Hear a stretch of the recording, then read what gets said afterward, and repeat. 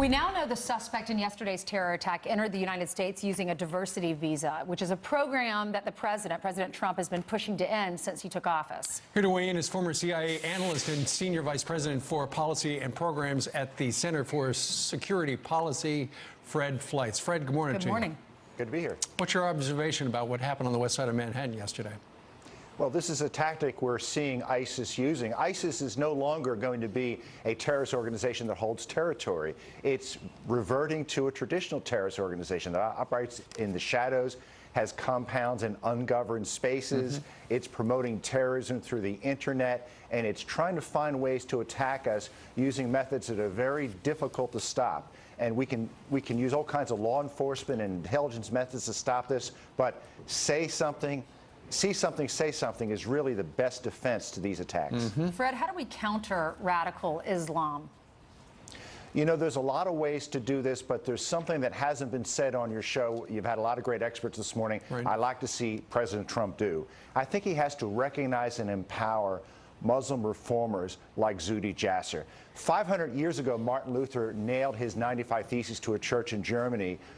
Jasser taped his Muslim reform plan to a mosque near D.C. just last year. This is a way to go at radicalism, make it clear this is not Islamophobia. We want to work with people who want to reform their religion to bring it in conformity with modernity. Yeah, we understand that in the last couple of minutes, Governor Cuomo, who is the governor of New York State, said that this particular terrorist apparently was radicalized here in the United States. That's an internet thing, isn't it? Or is that related to perhaps his mosque that we've got a reporter in front of over in Paterson, New Jersey? It's probably both. And, you know, some people like to say, well, we don't know whether killers like this were directed or inspired by ISIS. You know, it really doesn't make any difference because ISIS is trying to get people to commit acts of terror that it may not directly control by putting all this hatred on the internet. What about the visa program, this lottery system? It was put in place to offer to countries with low rates of immigration into the U.S. Do you think that's a good reason to allow just 50,000 random people to put their name in the hat and win a lottery ticket?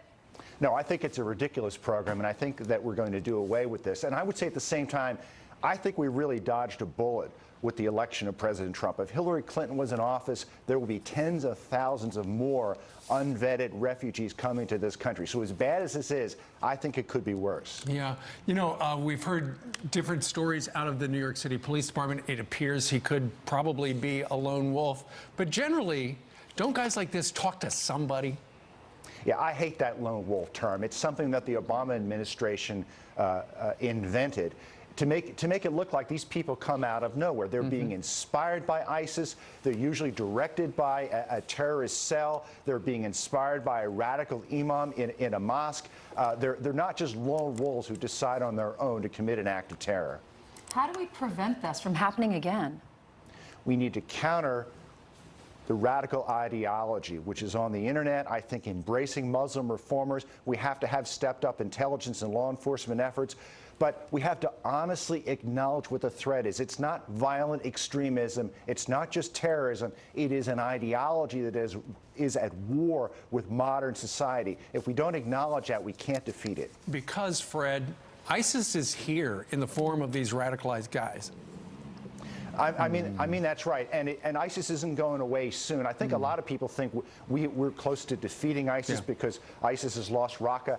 That's just not true. It is a worldwide movement. All right, Fred Fleitz joining us from our nation's capital. Fred, thank you. Thanks, Fred. Good to be here. All right.